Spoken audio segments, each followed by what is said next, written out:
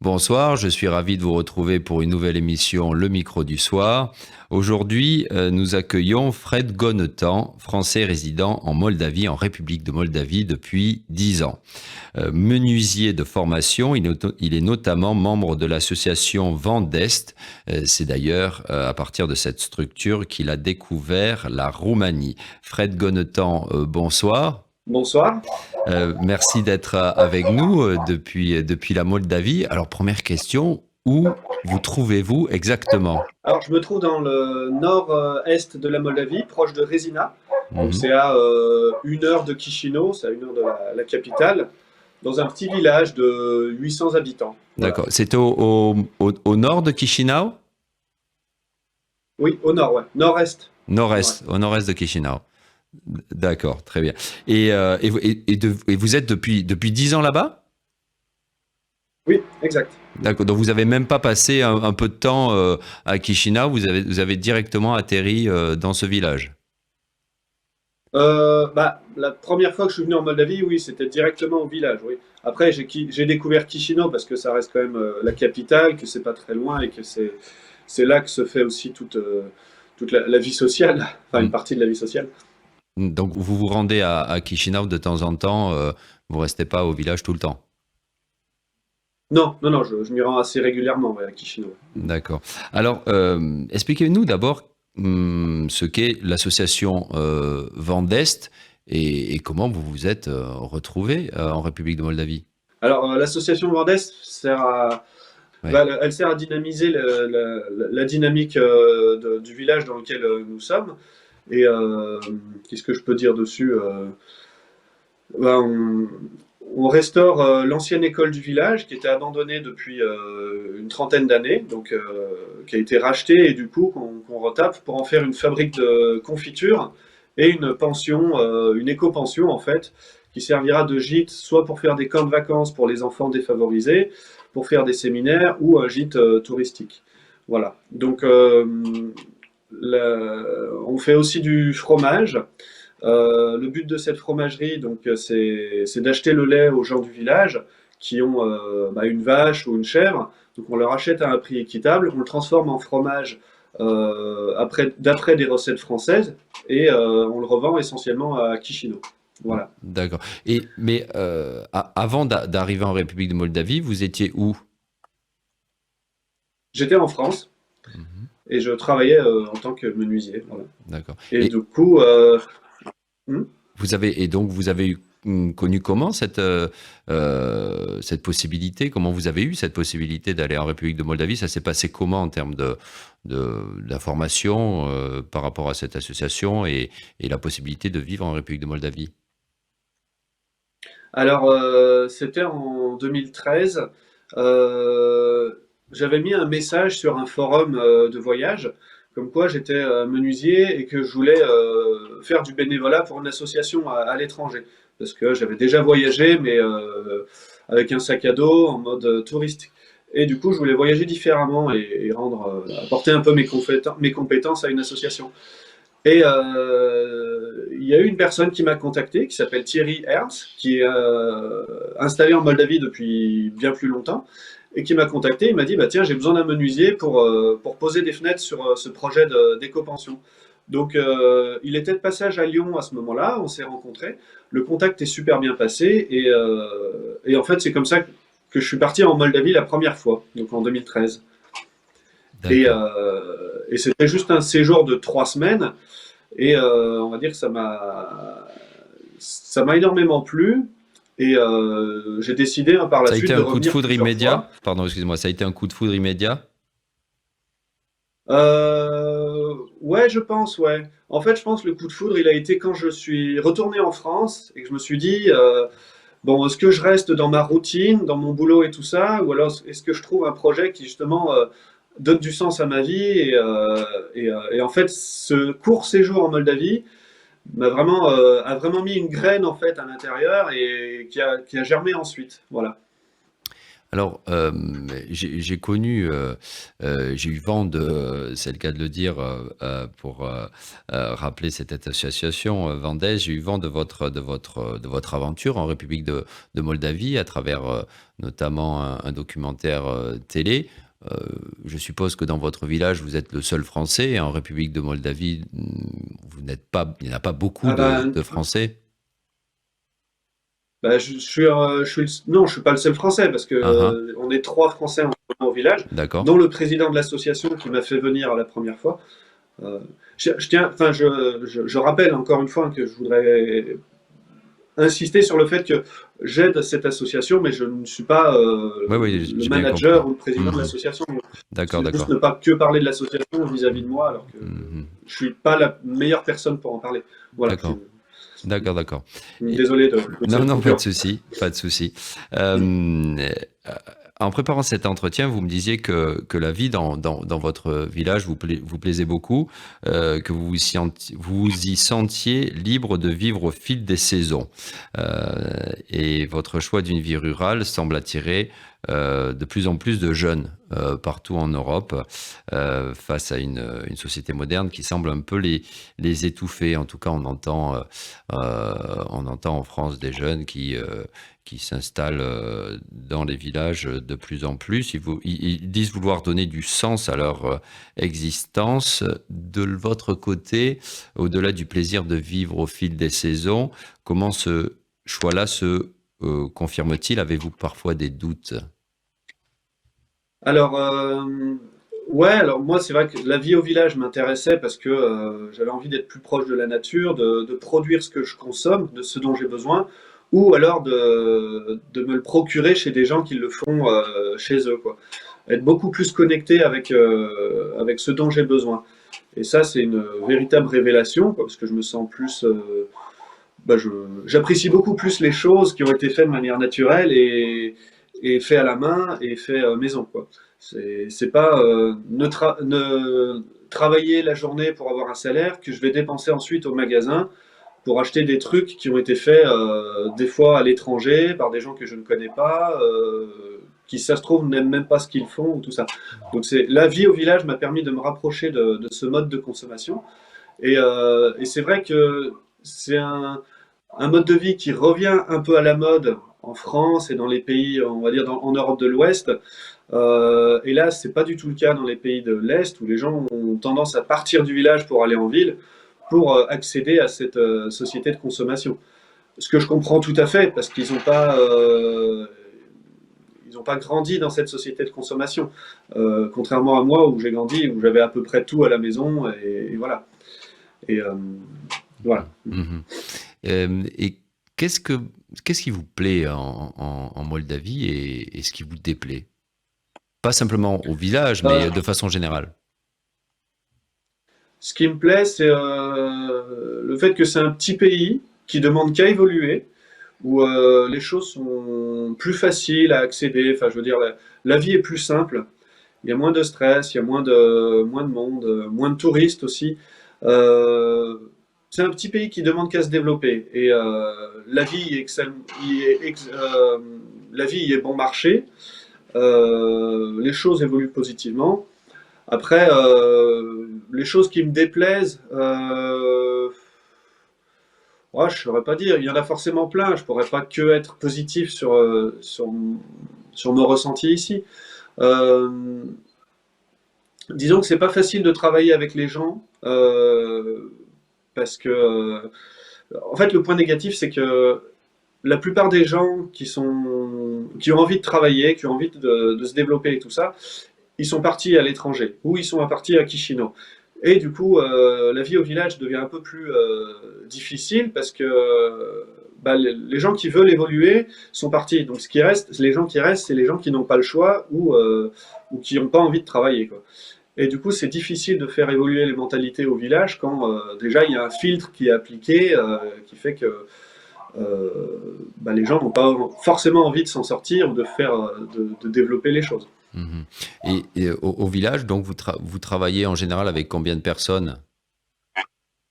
Alors, bah, j'ai il y a plusieurs personnes, il y a plein de gens. Par exemple, pour la fromagerie, on achète le lait à une dizaine de personnes, plus deux personnes qu'on fait travailler à la fromagerie, quasiment à plein temps. Et puis après, bah, quand on a des travaux aussi, on fait appel à d'autres personnes au village. Enfin, on fait travailler pas mal de monde, oui. Mhm. C'est pas tous les jours facile, mais au fil du temps, on a rencontré des personnes dignes de confiance, qui étaient sérieuses et voilà. Mhm. Alors, la région est sous tension, hein, comme vous le savez. Comment vous vivez le fait que la guerre en Ukraine soit tout près de là où vous vivez et puis du fait que la République de Moldavie, de façon assez répétée, soit non pas au cœur du conflit, mais soit une zone tendue. Alors au début, je pense il y avait des tensions, ouais. Ouais, ouais, au début, on a eu des doutes, hein, même moi, je me suis dit, bon, ça fait 10 ans que je construis un truc ici, ça se trouve, je vais devoir partir parce qu'on ne sait pas comment ça va évoluer. Ça, c'était au début. Après, il y a eu beaucoup de rumeurs sur ce qui se passait par rapport à la Transnistrie. Donc moi, je suis juste à côté de la Transnistrie, hein, je suis à 2 kilomètres.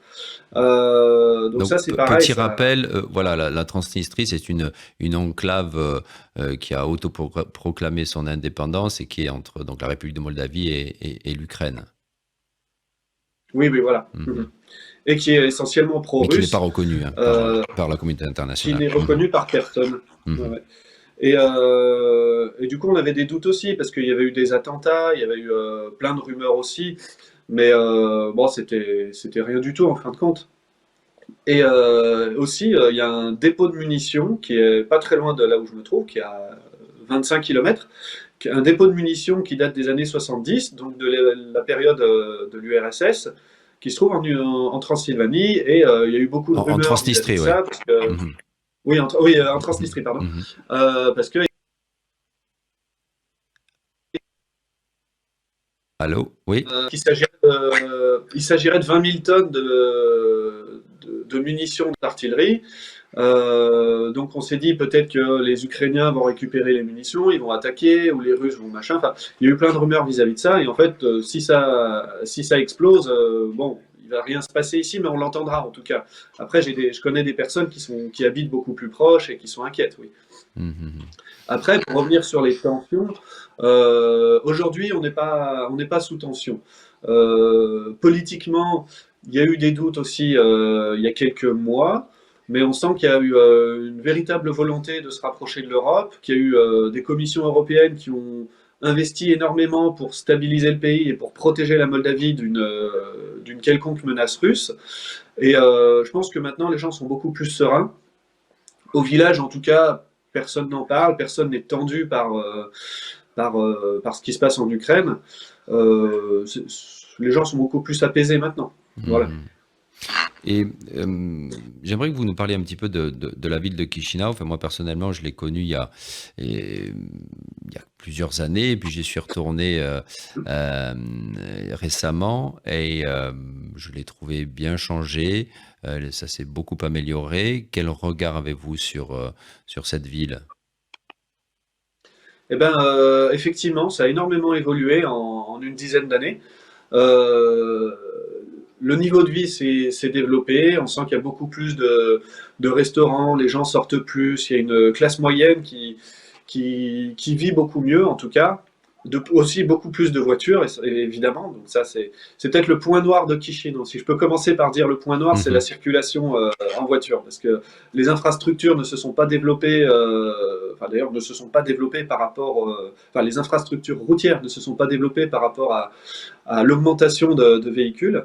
En revanche, c'est une ville que j'aime beaucoup parce que c'est facile à vivre, tout est accessible à pied facilement, il y a une vie nocturne, il y a de très bons restaurants, de très bons bars, et moi j'y vais, c'est essentiellement soit pour le côté administratif quand j'ai des papiers à faire ou quand j'ai besoin d'acheter des trucs que je peux pas trouver au village, ou alors pour voir des amis sur place, quoi. Mhm. Mais c'est une ville qui est très agréable parce qu'elle est encore restée à taille humaine. Mhm.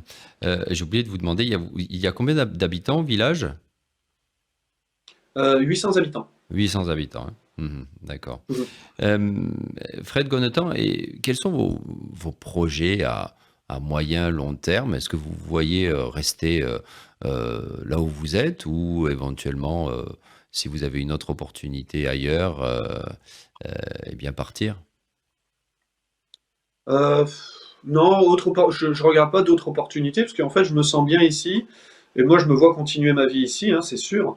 J'ai j'ai investi tout mon temps et mes économies ici pour subvenir à mes besoins et rester ici en tout cas. Et mon projet, c'est de continuer dans cette voie. Mhm.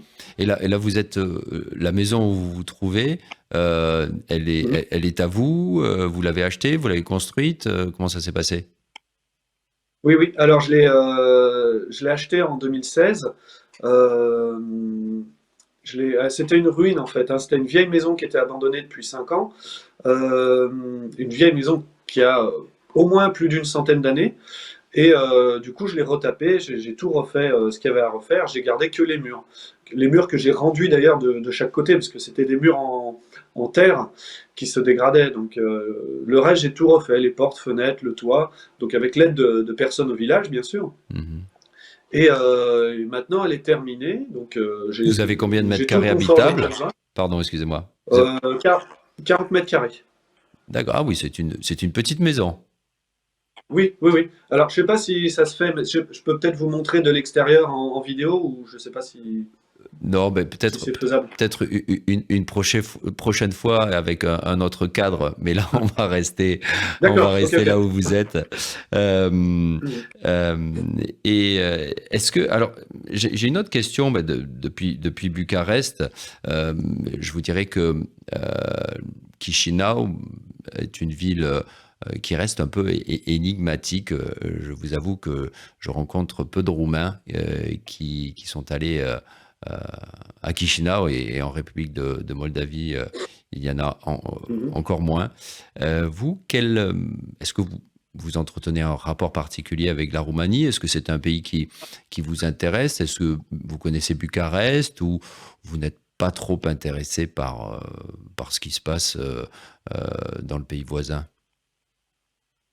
Bah, j'ai pas tellement de lien avec la Roumanie. J'y suis allé plusieurs fois, évidemment, hein, pour visiter, pour voyager. Et c'est un pays que j'aime beaucoup, parce que bah, contrairement à la Moldavie, il y a la mer et la montagne. C'est quand même plutôt intéressant. J'ai quelques amis aussi là-bas. En revanche, je connais pas trop Bucarest. J'ai pas eu le temps de visiter. Je connais plus les montagnes, bah, les Carpates et la région de Moldavie en Roumanie et les Maramuresh. Mhm. Voilà. D'accord. Et est-ce que vous auriez éventuellement, ouais, je suppose que vous aimeriez inviter des touristes roumains à déguster votre fromage? Bah, avec mon ami donc Thierry Ernst, qui est président de l'association Vendest, on développe le tourisme ici. Par le biais de ce projet d'éco-pension et par le biais de gîtes qu'on est en train de construire. On fait aussi des dégustations de fromage, évidemment. Et donc, oui, on développe le tourisme parce que on a de la chance d'être dans une région qui est très jolie, en fait. Il y a le monastère de Tsipova qui est très connu en Moldavie, qui est à 1 heure à pied. Et il y a plein de balades à faire aussi, parce qu'il y a un canyon avec des cascades. Et du coup, c'est une région qui est, on va dire, assez touristique pour la Moldavie, parce que tous les week-ends, il y a beaucoup de gens qui passent dans le coin pour se promener, pour aller voir le Nistrou, pour aller voir le monastère. Voilà. Ah oui, donc projet de gîte, ça veut dire que Mhm. vous avez une perspective à moyen long terme. Est-ce que vous, parallèlement au fromage, alors là c'est une question aux Français que je pose, évidemment Mhm. ça va bien avec un bon vin rouge ou un bon vin blanc éventuellement.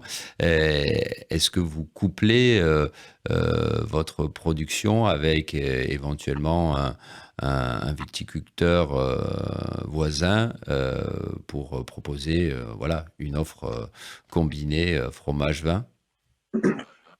Bah, Ici au village, c'est pas une région où on produit beaucoup de vin dans le sens D'accord. vin qu'on trouve dans le commerce. En revanche, au village, tout le monde fait son vin, mais ça va être un vin de casa, c'est un vin Oui. maison.